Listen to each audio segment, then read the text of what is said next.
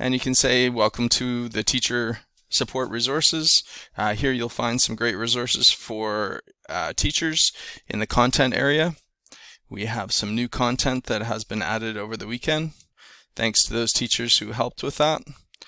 And the main area I want to highlight right now are two areas. The first is the student introduction to D2L. And Tim Moe had gone in and populated this.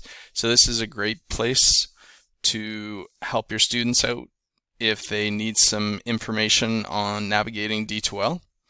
So for the Screen-O-Matic, I'm just going to show you how you would add this to your course. So if we go into Course Admin, click,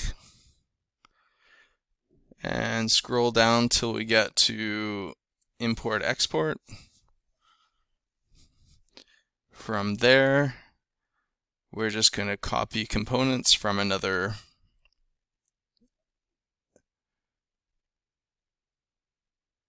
we're going to import components and from a course package.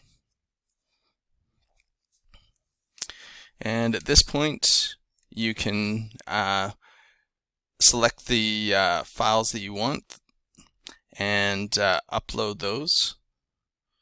At any point, you can